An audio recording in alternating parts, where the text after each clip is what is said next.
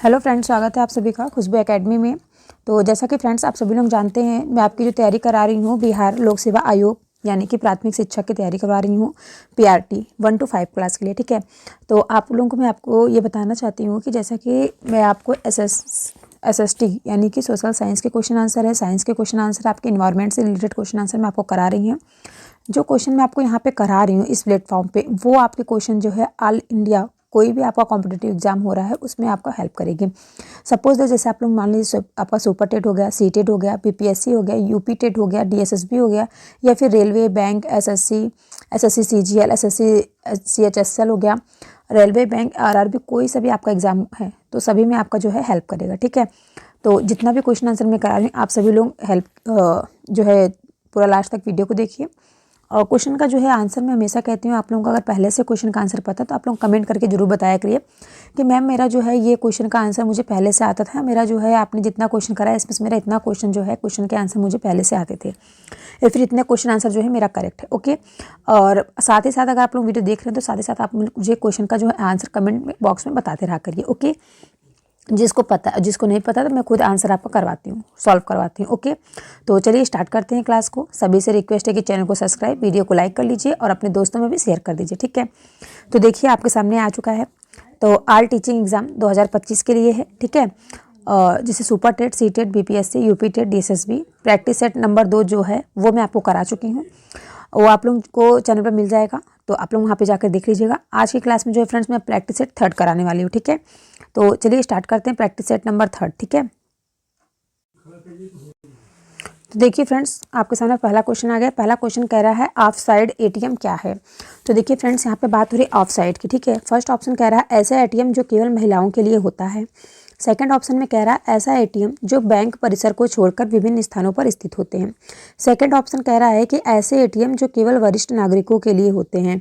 और D E option जो है फ्रेंड्स आपको हमेशा सब में जो है सेम देखने को मिलेगा, उपयुक्त में से एक से अधिक या फिर उपयुक्त में से कोई नहीं। ओके, तो इसमें आपका जो है कौन सा आंसर करेक्ट रहेगा। ऑफ साइड की बात होती है, तो देखिए सबसे पहले मैं आपको बता दूं ऑफ साइड जो होता है, ऑफ साइड एटीएम जो है क्या है। ठीक है, तो देखिए जो ऑफसाइड एटीएम है यह स्वचालित टेलर मशीन यानी कि एटीएम स्वचालित आधार पर स्थापित की जाती है। ठीक है, इसका अर्थ होता है कि बैंकों के पास कोई ऐसी जगह है जहां सिर्फ एक एटीएम मशीन है तो यह एक ऑफसाइड एटीएम बन जाता है। ठीक है, ऐसा यह सुनिश्चित करने के लिए किया जाता है कि बैंक अधिक भौगोलिक क्षेत्रों तक पहुंचे और लोग उस क्षेत्र में क्या करें, बैंक शाखा न होने पर भी इसकी सेवाओं का उपयोग करने में सक्षम हो। ठीक है, तो इसमें फ्रेंड्स जैसा मैंने आपको बताया कि ऐसे एटीएम जो बैंक परिसर को छोड़कर विभिन्न स्थानों पर स्थापित किया जा सके उसको क्या कहते हैं, उसको हम एटीएम कहते हैं। ठीक है, ऑफ साइड कहा जाता है। ठीक है, तो इसमें आपको जो आंसर करेक्ट रहेगा, सभी को समझ में आया, किसको इसका आंसर पहले से पता था कमेंट बॉक्स में जरूर बताइएगा। ठीक है,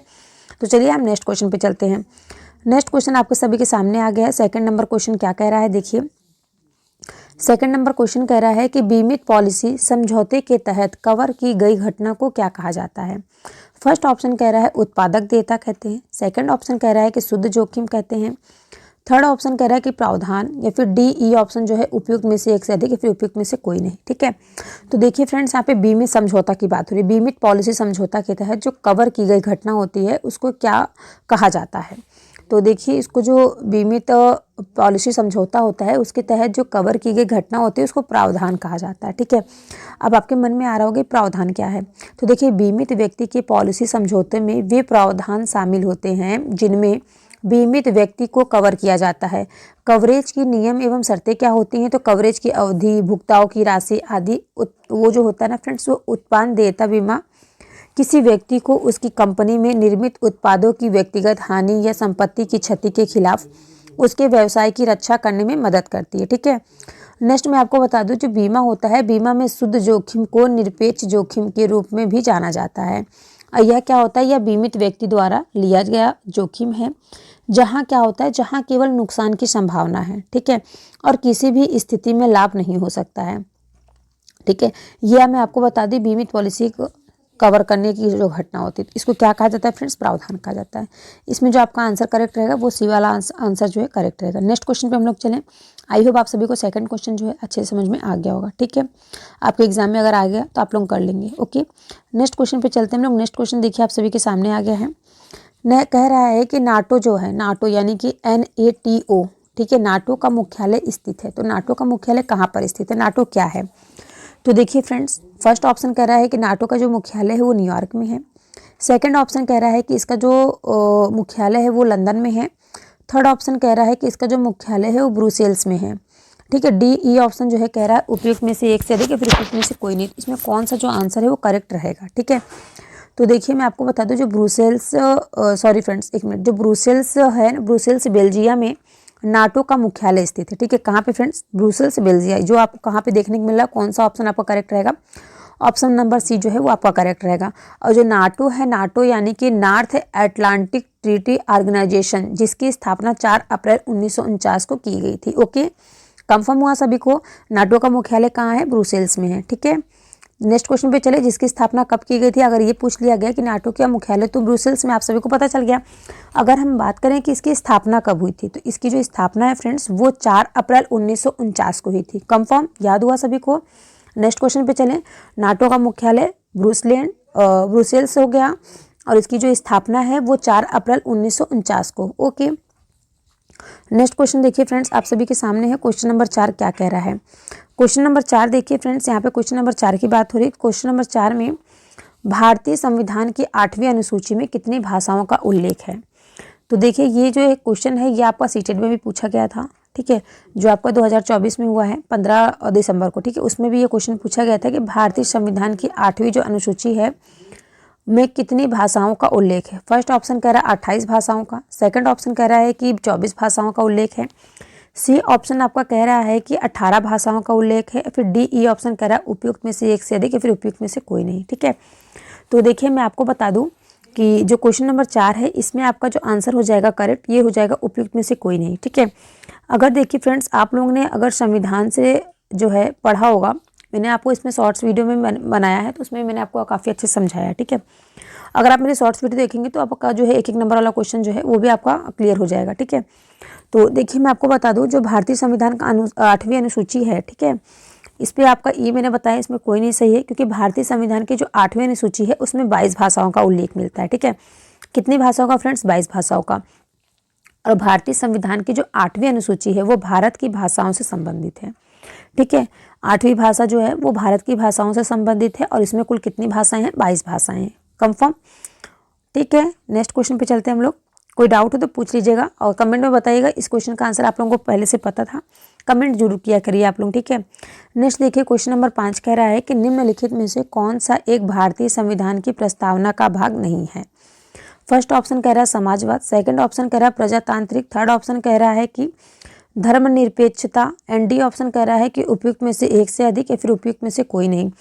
तो इसमें कौन सा क्वेश्चन का आंसर जो है आपका करेक्ट रहेगा? ठीक है, तो देखिए फ्रेंड्स यहाँ बात हो रही है भारतीय संविधान की प्रस्तावना का भाग नहीं है। ठीक है, ये जो नहीं वाला पॉइंट ना, यहाँ पे सबसे ज़्यादा क्वेश्चन जो है सबका गलत होता है। ठीक है, तो ये चीज़ जो है फ्रेंड्स ये आप लोग ध्यान से पढ़िएगा, नहीं वाला। ठीक है, ये जो है ये आपका 110% जो है फ्रेंड्स, अगर आप लोग जैसे फटाफट से क्वेश्चन आप लोग पढ़ते हैं एग्जाम में, इतना एग्जाम का ऐसा माहौल रहता है कि सबको क्या होती है, हड़बड़ी रहती है कि कितना टाइम हम अपना बचा लें और कितना अच्छे से हम लोग कवर कर लें। ठीक है, क्योंकि क्या होता है कि उसमें जो होता है सब लोग सोचते हैं कि फटाफट जो है और ये ऑप्शन वाला क्वेश्चन करने के बाद जितना टाइम बचता है उसमें मैं अपना मैथ सॉल्व कर लूँ। ठीक है, ऐसा सभी लोग सोचते हैं।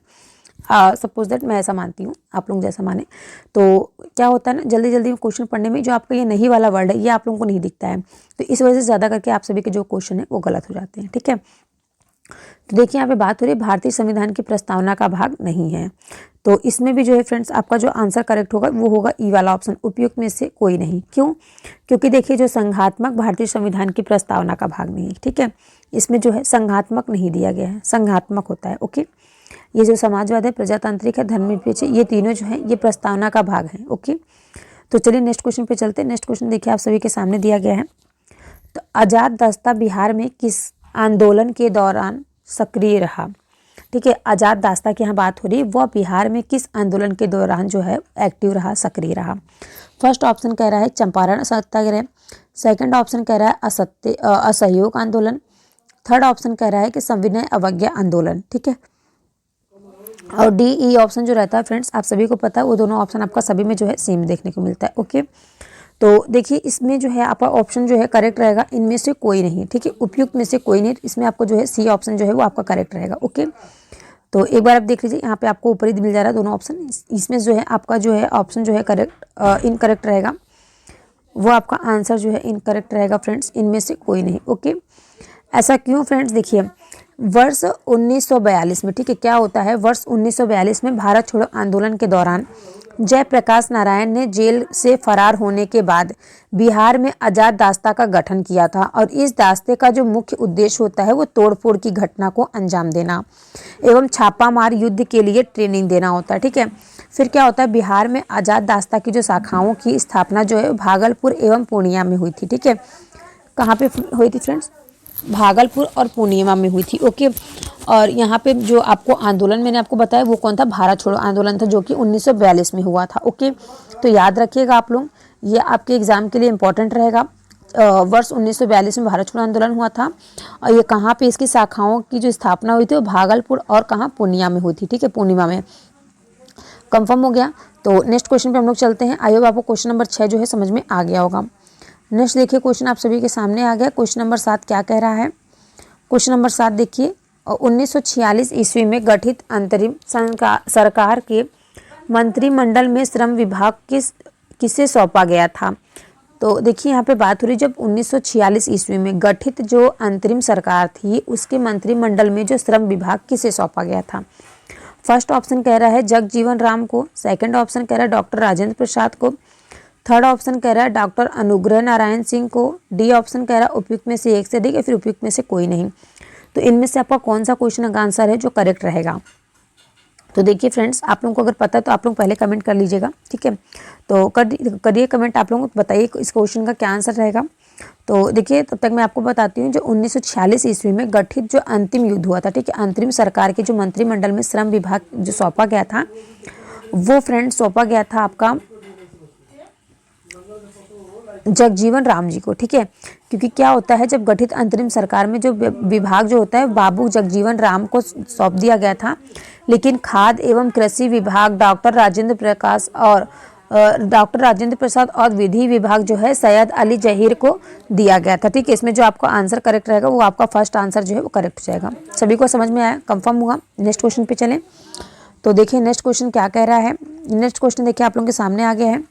संविधान सभा के स्थायी अध्यक्ष थे, तो संविधान सभा के स्थायी अध्यक्ष कौन थे? फर्स्ट ऑप्शन कह रहा है जवाहरलाल नेहरू, सेकंड ऑप्शन कह रहा है friend doctor Rajendra Prasad, third option कह रहा है डॉक्टर सच्चिदानंद सिन्हा, डी ऑप्शन कह रहा है उपयुक्त में से एक से अधिक और उपयुक्त में से कोई नहीं। ठीक है, तो देखिए संविधान सभा के स्थायी अध्यक्ष कौन थे? ये तो एकदम नॉर्मल सा क्वेश्चन है, सभी को पता है। संविधान सभा के जो स्थायी अध्यक्ष थे वो डॉक्टर राजेंद्र प्रसाद थे। जो आपको देखने को मिल रहा है डॉक्टर राजेंद्र प्रसाद कहाँ देखने को मिल रहे हैं आपको? फटाफट से बताइए, ऑप्शन नंबर कौन सा करेक्ट होगा? राइट जवाब ऑप्शन नंबर बी करेक्ट होगा, डॉक्टर राजेंद्र प्रसाद। ठीक है, नेक्स्ट क्वेश्चन पे चलते हैं हम लोग। नेक्स्ट क्वेश्चन देखिए आप सभी के सामने दे दिया गया है। नेक्स्ट क्वेश्चन, क्वेश्चन नंबर 9 क्या कह रहा है कि राष्ट्रपति की अनुपस्थिति में उसके समस्त कार्य किसके द्वारा किए जाते हैं? फर्स्ट ऑप्शन कह रहा है उपराष्ट्रपति के, सेकंड ऑप्शन कह रहा है राज्यपाल के, थर्ड ऑप्शन कह रहा है प्रधानमंत्री के, and D and E option कह रहा है उपयुक्त में से एक से अधिक या फिर उपयुक्त में से कोई नहीं। ठीक है, तो देखिए इसमें जो क्वेश्चन नंबर 9 कह रहा है कि राष्ट्रपति की अनुपस्थिति में उसके जो समस्त कार्य हैं वो किसके ऊपर सौंप दिए जाते हैं, किसके द्वारा किए जाते हैं। ठीक है, तो देखिए मैं आपको बता दूं, इसमें जो क्वेश्चन का आंसर आपका करेक्ट रहेगा वो होगा उपराष्ट्रपति। ठीक है, क्योंकि क्या होता है, जब राष्ट्रपति की अनुपस्थिति में उसके जो समस्त कार्य होते हैं वो कौन करता है? वो उपराष्ट्रपति करते हैं। ठीक है, इसमें जो आपका आंसर करेक्ट रहेगा वो होगा आंसर नंबर फर्स्ट जो है करेक्ट रहेगा, उपराष्ट्रपति। कंफर्म हुआ सभी को? नेक्स्ट क्वेश्चन पे चलें। नेक्स्ट क्वेश्चन देखिए आपके सभी के सामने आ गया है। क्वेश्चन नंबर 10 क्या कह रहा है? क्वेश्चन नंबर 10 में देखिए फ्रेंड्स दिया गया है कि मोजाम्बिक की सीमा निम्नलिखित में से किन देशों को स्पर्श करती है? ठीक है, तो मोजाम्बिक की सीमा यहाँ पे पूछ रहा है। ठीक है, जो मोजाम्बिक की सीमा है वह इन चारों पांचों ऑप्शन में से किन देशों को स्पर्श करती है? फर्स्ट ऑप्शन कह रहा है तंजानिया, सेकंड ऑप्शन कह रहा है मलावी, थर्ड ऑप्शन कह रहा है जम्बिया। तो इसमें कौन सा ऑप्शन जो है आपका करेक्ट रहेगा? तो देखिए इसमें आपका जो है डी ऑप्शन उपयुक्त में से एक से अधिक। ठीक है, एक से अधिक देशों को क्या करते हैं ये स्पर्श करती है। कैसे स्पर्श करती है इसके बारे में मैं आपको बता दूं। तो देखिए जो मोजाम्बिका है, मोजाम्बिका की जो सीमा होती है वो तंजानिया, मालवी, जम्बिया, जिम्बाब्वे, दक्षिण अफ्रीका और इस्वातिनी को स्पर्श करती है। ठीक है, कितने देशों को मैंने आपको बताया? जो मोजाम्बिया की सीमा है वो तंजानिया, मालवी, जम्बिया, जिम्बाब्वे, दक्षिण अफ्रीका और इस्वातिनी को स्पर्श करती है। यानी कि 5 देश जो राज्य हैं, 5 देश हैं, इनको क्या करती है, स्पर्श करती है। और इसकी जो लंबाई है फ्रेंड्स कितनी है, तो 2500 किलोमीटर लंबी तटरेखा पूर्व में मेडागास्कर की ओर हिंद महासागर से लगती है। और हाल ही में भारतीय नौसेना ने एक नौसैनिक जहाज INS सुनयाना ने मोजाम्बिक के बंदरगाह बीरा का दौरा किया। ठीक है, जो क्या हुआ, जो अपने समुद्री पड़ोसी के साथ सौहार्दपूर्ण संबंधों को बढ़ावा देने तथा सागर के क्षेत्र में सभी के लिए सुरक्षा और विकास के दृष्टिकोण को बढ़ावा हेतु भारत की प्रतिबद्धता को दर्शाता है। ठीक है, तो आप सभी को जो है इस क्वेश्चन का जो आंसर आपको बताया मैंने, कौन सा क्वेश्चन का आंसर करेक्ट रहा, तो ये आपका आंसर जो है करेक्ट है, आंसर नंबर डी। ओके, उपयुक्त में से एक से अधिक, तो ये तीनों तो हैं, इसके अलावा 2 देश मैंने और भी आपको बताएं। ठीक है, 5 देशों से क्या करती है, इसकी जो मोजाम्बिका की जो सीमा है वो स्पर्श करती है। ओके, नेक्स्ट क्वेश्चन देखिए आप सभी के सामने दे दिया गया है। नेक्स्ट क्वेश्चन कह रहा है, क्वेश्चन नंबर 11 कि 1942 ईस्वी में किस त्यौहार के अवसर पर जयप्रकाश नारायण हजारीबाग जेल से निकल भागे। तो फर्स्ट ऑप्शन कह रहा है बैसाखी, सेकंड ऑप्शन कह रहा है होली, थर्ड ऑप्शन कह रहा है दशहरा एंड डी ऑप्शन कह रहा है उपयुक्त में से एक से अधिक या फिर उपयुक्त में से कोई नहीं। तो इसमें से आपका कौन सा क्वेश्चन का आंसर जो है वो करेक्ट रहेगा। तो देखिए 1942 ईस्वी में क्या होता है, किस त्यौहार की बात हो रही है। ठीक है, तो इसमें से फ्रेंड्स जो भी त्यौहार दिया गया सभी ऑप्शन में है जो गलत दिए गए हैं। ठीक है, इसमें आपका जो ऑप्शन करेक्ट होगा वो होगा उपयुक्त में से कोई नहीं। अब आप में से जिसको पता है आप लोग कमेंट करके बताइए कौन सा त्यौहार था, किस त्यौहार के अवसर पर जयप्रकाश नारायण ने हजारीबाग जेल से निकल भागे थे। तो देखिए मैं आपको बता दूं कि जब वर्ष 1942 में भारत छोड़ो आंदोलन के दौरान क्या होता है, जयप्रकाश नारायण जो है वो हजारीबाग सेंट्रल जेल में बंद रहते हैं। ठीक है, बंद थे। और उन दिनों में क्या होता है, जो अंग्रेज जयप्रकाश नारायण की सक्रियता यानी कि जो उनकी एक्टिविटी व लोकप्रियता थी उससे घबराए हुए थे। और उसी समय 9 नवंबर 1942 को दीपावली के दिन, ठीक है फ्रेंड्स, किस दिन, दीपावली के दिन क्या होता है, अपने साथियों के साथ ये जेल से फरार हो गए थे। ठीक है, कौन, जयप्रकाश नारायण अपने साथियों के साथ फरार हुए थे। ठीक है, वे अकेले नहीं फरार हुए थे। अभी क्वेश्चन आपको बन सकता है कि जयप्रकाश नारायण जो है 1942 ईस्वी में दिवाली के दिन अकेले फरार हुए थे या फिर किसी अपने दोस्तों के साथ। ठीक है, तो अपने जो है साथियों के साथ वो जेल से फरार हो गए थे 9 नवंबर 1942 में। किस दिन, तो दीपावली के दिन। ठीक है, भारत छोड़ो का आंदोलन जब हो रहा था उस समय जो है जयप्रकाश नारायण हजारीबाग सेंट्रल जेल में जो थे बंद थे। ओके, कंफर्म हुआ। नेक्स्ट क्वेश्चन पे चल रहे हैं। नेक्स्ट क्वेश्चन देखिए आपका दिया गया है question number 12। Question number 12 it very important है क्योंकि देखिए यहाँ पे संयुक्त राष्ट्र संघ की बात कही जा रही है। तो लेकिन देखिए क्वेश्चन आप लोग ध्यान से पढ़िएगा कि इसमें कह रहा है निम्नलिखित में से कौन सा संयुक्त राष्ट्र संघ का अभिकरण नहीं है। तो यहाँ पे देखिए नहीं की बात हो रही। ठीक है, फर्स्ट ऑप्शन कह रहा है खाद्य और कृषि संगठन, सेकंड ऑप्शन कह रहा है संयुक्त राष्ट्र शैक्षणिक वैज्ञानिक और सांस्कृतिक संगठन, और सी ऑप्शन जो है आपका कह रहा है विश्व स्वास्थ्य संगठन, और डी ऑप्शन जो है वो आपका सेम यहाँ पे देखने को आपको मिल रहा है। ठीक है, उपयुक्त में से कोई नहीं या फिर उपयुक्त में से एक से अधिक। तो देखिए आपका इसमें कौन सा आंसर करेक्ट रहेगा। तो मैं आपको बता दूं जो क्वेश्चन नंबर 12 है इसमें आपका होगा उपयुक्त में से कोई नहीं। ठीक है, क्यों ऐसा होगा, क्योंकि देखिए जो संयुक्त राष्ट्र संघ का जो अभिकरण नहीं कहा गया है, इनमें से जो फ्रेंड्स आपका तीनों ऑप्शन दिया गया ये तीनों जो है आपका करेक्ट है। खाद्य और कृषि संगठन, संयुक्त राष्ट्र शैक्षणिक वैज्ञानिक और सांस्कृतिक संगठन, विश्व स्वास्थ्य संगठन, ये सभी जो संगठन है ये सभी संयुक्त राष्ट्र संघ का अभिकरण है। ठीक है, यहाँ निगेटिव की बात की गई तो निगेटिव का आंसर निगेटिव से दिया जाएगा, उपयुक्त में से कोई नहीं। इसमें आपका जो है ई वाला ऑप्शन जो है करेक्ट रहेगा।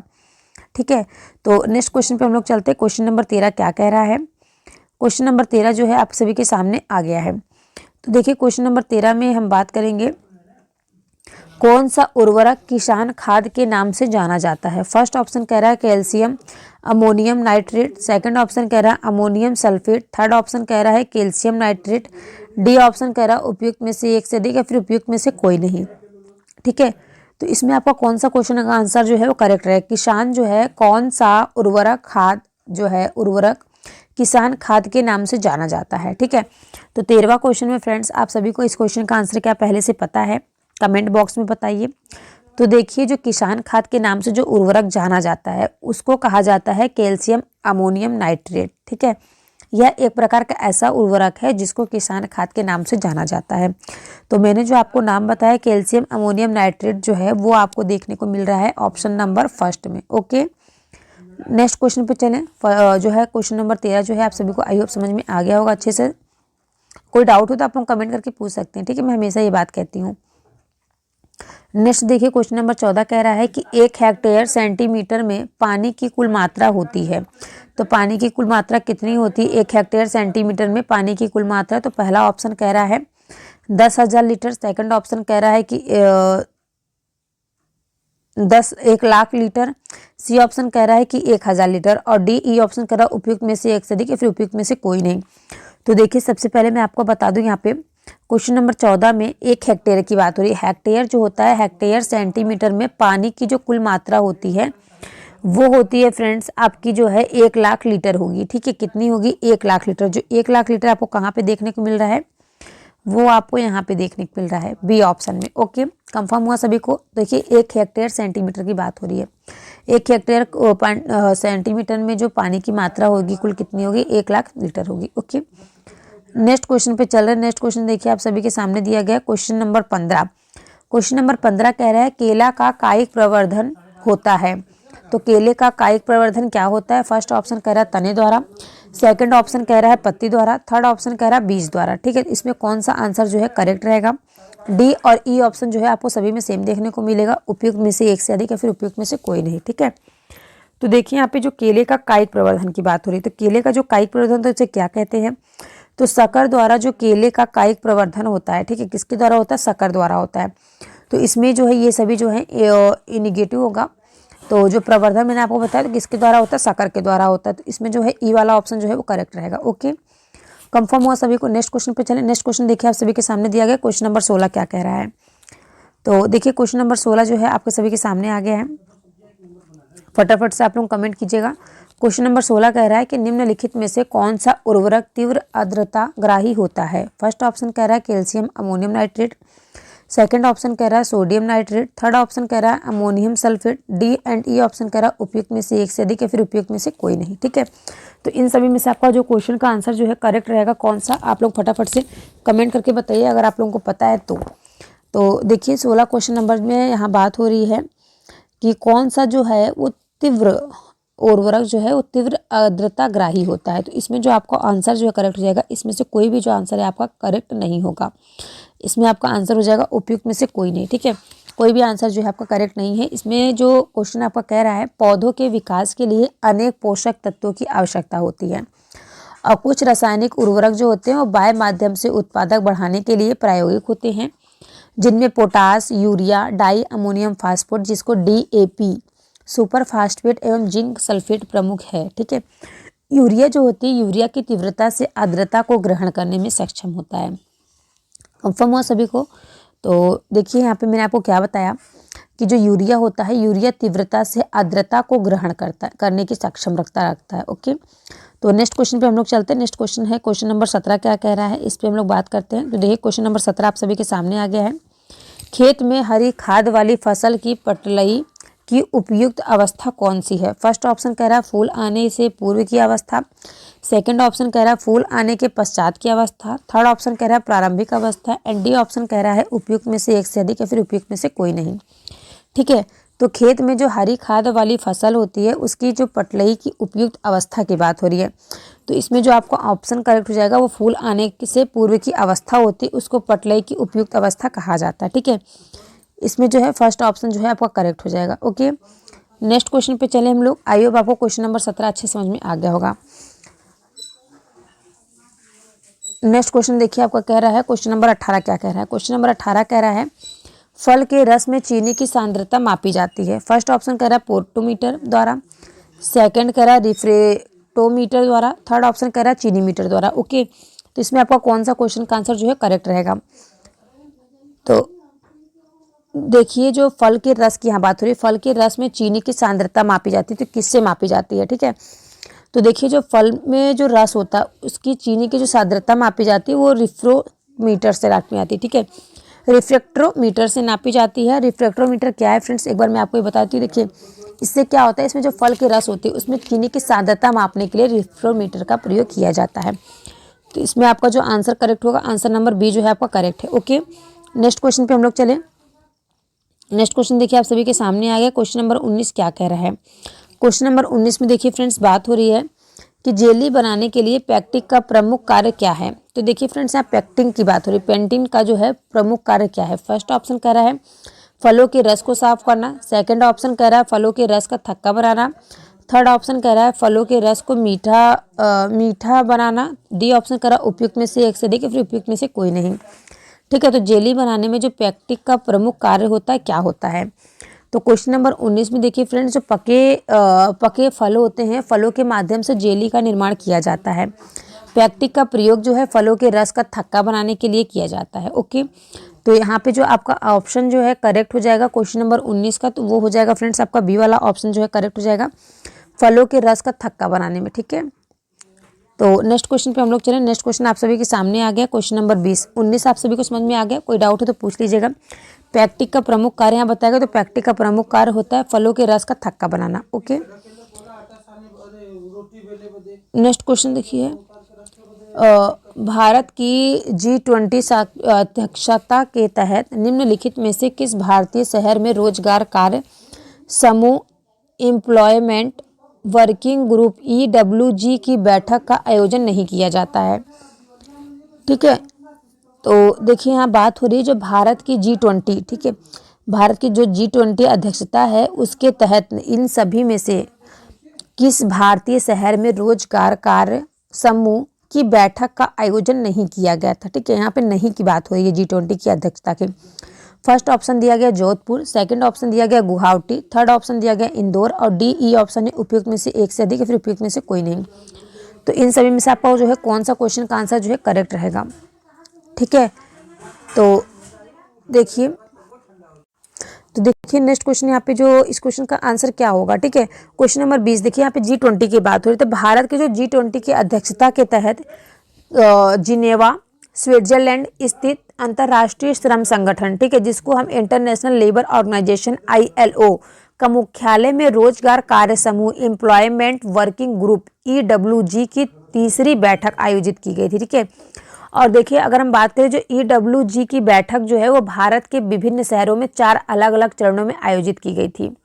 ठीक है, तो जो 4 चरणों में अलग अलग आयोजित की गई थी, जिनमें से पहला चरण जो था फरवरी 2023 में जोधपुर में की गई थी आयोजित, दूसरा आपका राजस्थान में आयोजित की गई थी और दूसरे चरण में जो है अप्रैल 2023 में गुवाहाटी असम में आयोजित किया गया था और तीसरे चरण में जो है फ्रेंड्स वो जिनेवा में 31 मई से 2 जून 2023 तक आयोजित किया गया और चौथा व अंतिम चरण का आयोजन जो है वो 2023 में इंदौर मध्य प्रदेश में आयोजित किया गया। ठीक है, इसमें मैंने आपको चारों जो है जो फ्रेंड्स जो चारों चरण में आपका जो हुआ था आयोजन, उस चारों आयोजन के बारे में मैंने बता दिया। पहला चरण मैंने आपको कब बताया, तो फरवरी 2023 में हुआ था। कहाँ पे हुआ था, पहले चरण में जो आयोजन इसका हुआ था जोधपुर राजस्थान में आयोजित किया गया था। ठीक है, और दूसरे चरण में क्या हुआ था, अप्रैल 2023 में गुवाहाटी असम में आयोजित किया गया और तीसरे चरण में कहाँ पे होता था, जिनेवा में 31 मई से 2 जून 2023 तक आयोजित किया गया और चौथे व अंतिम चरण का आयोजन जो है जुलाई 2023 में इंदौर मध्य प्रदेश में आयोजित किया गया। ओके, कंफर्म हुआ सभी को। तो इसमें जो है आपको कौन सा ऑप्शन करेक्ट रहेगा, उपयुक्त में से एक से अधिक। तो यहाँ पे आपका ऑप्शन जो है देखने को मिल रहा है और डी ऑप्शन। ठीक है, तो आई होप आज की क्लास आप सभी कैसी लगी कमेंट करके जरूर बताइएगा। इसके आगे चलिए नेक्स्ट क्वेश्चन पे हम लोग चलते हैं। नेक्स्ट क्वेश्चन देखिए क्या दिया गया है और नेक्स्ट क्वेश्चन है आपका, नींबू का फल प्रचुर स्रोत है। तो नींबू के फल का जो प्रचुर स्रोत होता है क्या होता है। फर्स्ट ऑप्शन कह रहा है मैलिक अम्ल का, सेकेंड ऑप्शन कह रहा है सिट्रिक अम्ल का, थर्ड ऑप्शन कह रहा है टार्टरिक अम्ल का एंड डी ऑप्शन कह रहा है उपयुक्त में से एक से अधिक या फिर उपयुक्त में से कोई नहीं। तो इसमें कौन से क्वेश्चन का आंसर जो है करेक्ट रहेगा। ठीक है, तो जो नींबू है फ्रेंड्स, नींबू में आप सभी को पता है कि नींबू में सबसे अधिक मात्रा में सिट्रिक एसिड का प्रचुर स्रोत होता है। सिट्रिक एसिड जो होता है प्रायः खट्टे फलों में पाया जाता है हमेशा, और यह सिट्रिक एसिड जो है वो विटामिन सी का प्रचुर मात्रा में स्रोत होता है। और सबसे अधिक अगर हम बात करें तो जो है सिट्रिक एसिड पाया जाता है तो आंवले में पाया जाता है। ओके, तो नेक्स्ट क्वेश्चन पे चलें हम लोग। नेक्स्ट क्वेश्चन यहाँ पे आपको ऑप्शन एक मिनट बता देती हूँ। ऑप्शन जो है आपका बी ऑप्शन करेक्ट रहेगा, साइट्रिक एसिड। ओके, जितना भी आपको खट्टा पदार्थ देखने को मिलेगा वो जो है खट्टे पदार्थ में साइट्रिक एसिड आपको प्रचुर मात्रा में मिलेगा। ओके, तो नेक्स्ट क्वेश्चन पे चलिए हम लोग बात करते हैं। नेक्स्ट क्वेश्चन आपका क्या कह रहा है। नेक्स्ट क्वेश्चन देखिए फ्रेंड्स,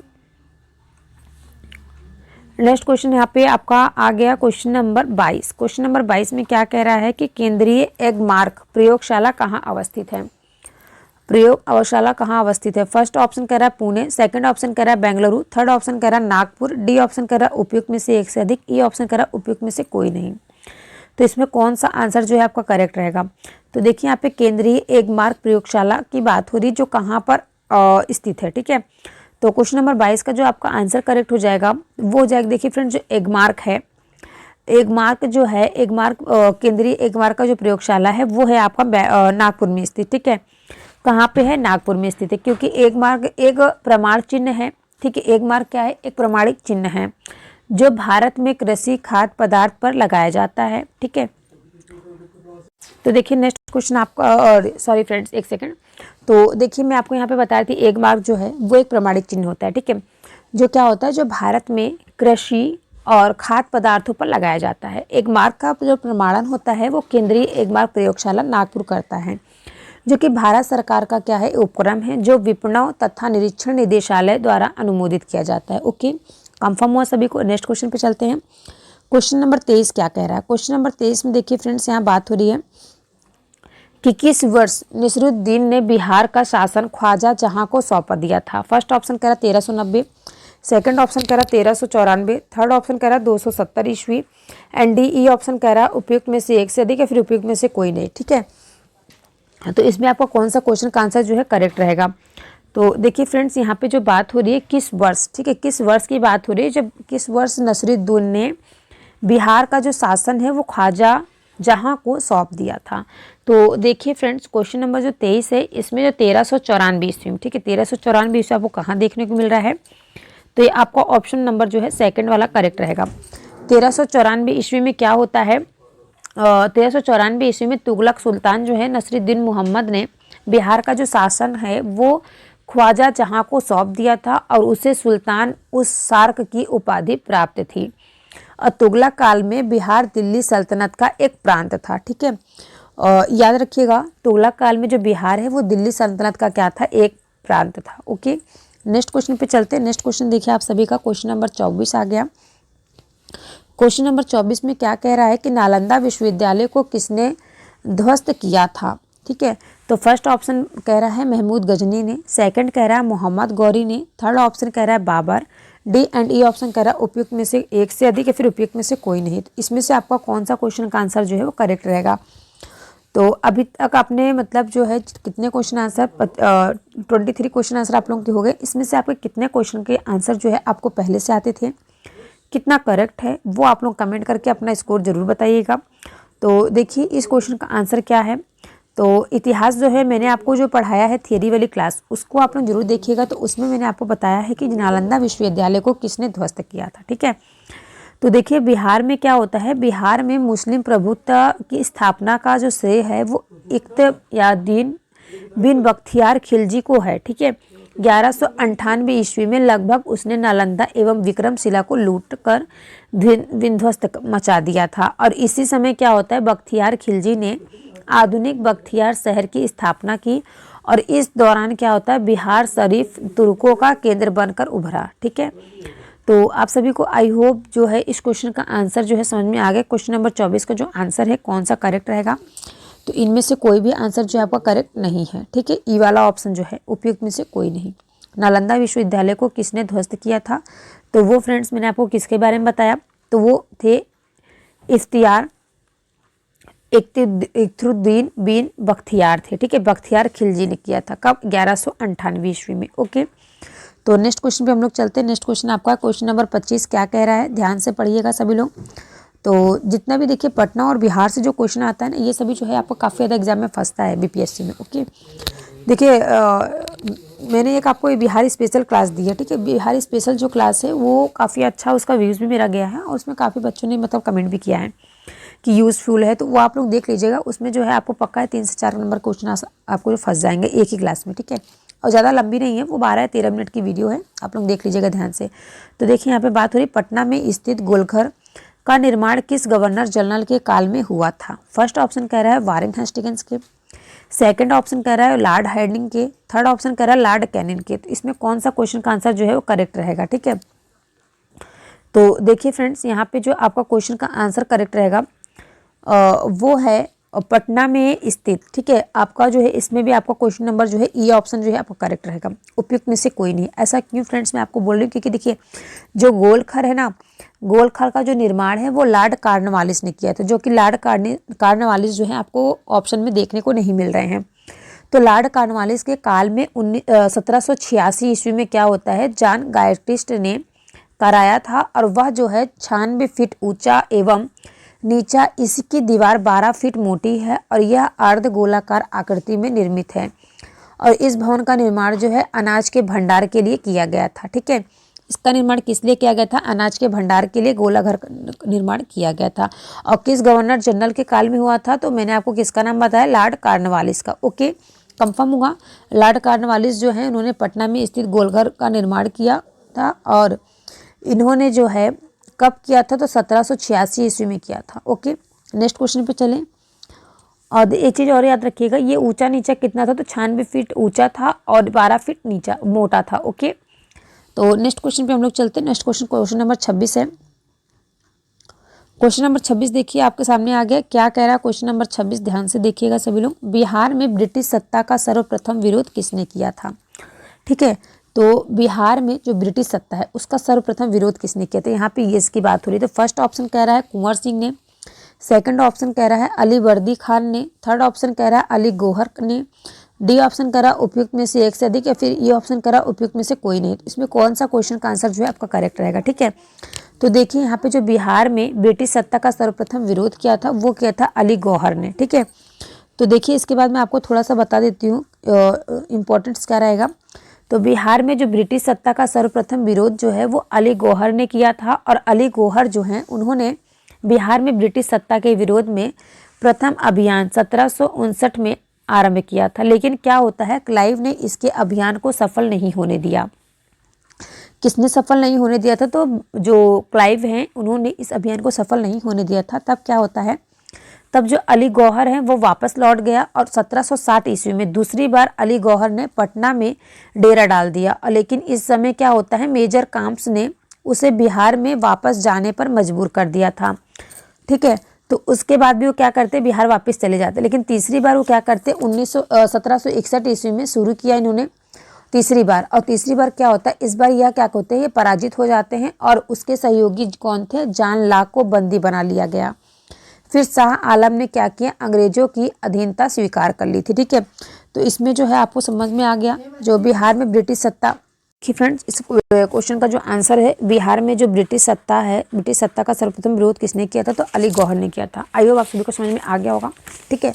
तो उन्होंने 3 बार प्रयास किया, तीसरी बार जाकर के वो सफल रहे, ठीक है, तो विरोध करने में, ठीक है। नेक्स्ट क्वेश्चन में कह रहा है, नेक्स्ट क्वेश्चन आपके सामने है फ्रेंड्स, क्वेश्चन नंबर 27 क्या कह रहा है, इस पर हम बात करेंगे।